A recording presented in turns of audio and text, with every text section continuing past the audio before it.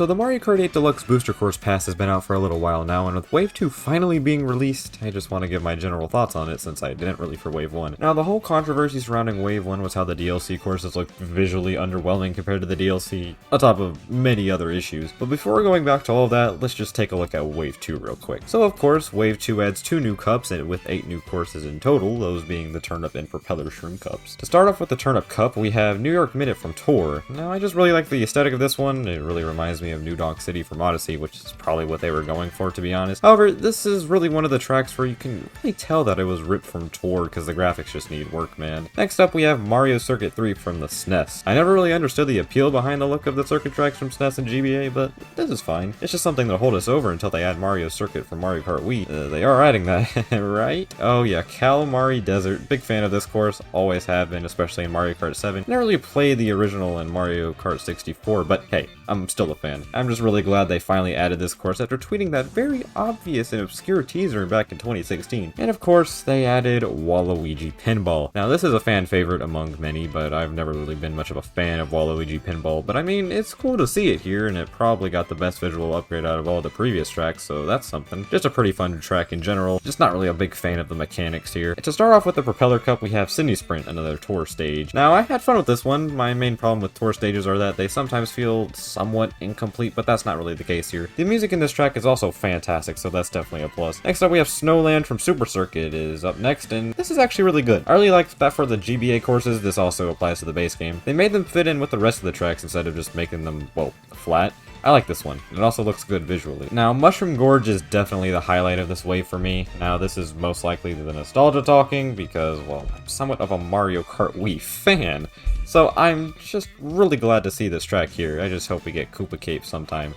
Please. And finally, we have a new track, that being Sky High Sundae. Now, judging by the graphics, this was most likely made for Tour first, and well, I mean, it's coming to Tour later down the line, but one thing that stands out about this level is that it has anti-gravity, which has been absent from the other DLC stages. That's kind of neat. So overall, I think Wave 2 is definitely better than Wave 1, both visually and track selection-wise. But does this make the Booster Course Pass as a whole worth your time and money? Well, let's talk about that. And before that, I just wanted to say that I had fun with the DLC.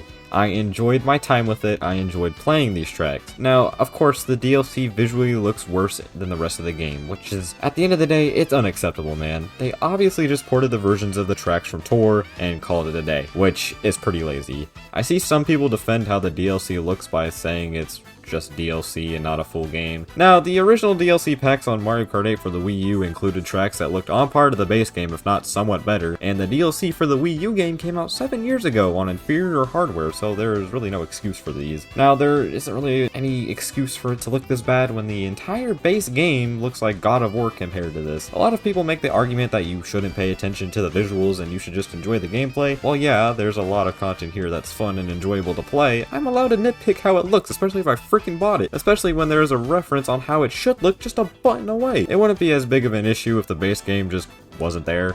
Then we wouldn't really have anything to base it off of. Fact is that the base game came out almost a decade ago, and something that came out in 2022 just looks worse. This is just another example of how Nintendo is anti-consumer. I already made a video about that if you want to check it out. But they just don't really care about making their product high quality because they know people are going to buy it regardless of how it looks. Now, this isn't really a reply for everything Nintendo related, but in terms of the Mario Kart 8 Deluxe Booster Course Pass, yeah, Nintendo was definitely lazy with this one. Now, if you enjoyed playing the DLC, that's great, man. I personally enjoyed playing the revamped tracks as well. The problem is when people on the internet say that you are not allowed to nitpick something you bought. Yeah, it's great if you enjoyed the DLC, but don't tell people that they can't nitpick how it looks just because you enjoyed it, especially when we know that Nintendo can do better. I see this problem come up all the time when a remaster gets released. I mean, a good example of this would be Skyward Sword HD and Mario 3D All-Stars. Those games just looked visually underwhelming compared to other games that were ported to the Nintendo Switch. And to those who are saying that you can't really notice the visual differences when you are racing, yeah, you very well can. It's painfully noticeable in certain areas of the game. I mean, this is just kind of what happens when you port assets from a mobile game of all places. I mean, just look at these toads right here. What the frick happened? And it's not really just visual issues and the tour tracks. You can obviously tell they weren't made with Mario Kart 8 in mind. I cannot tell you how many times I've crashed into a wall because of the stupidly random sharp turns, but to be honest, those are either just minor issues or a skill issue, to be completely honest. But at the end of the day, this is just another example of Nintendo's laziness. They could have taken the time time to rebuild the stages from the ground up, but instead they just took the easy way out. And the problem is that people still buy it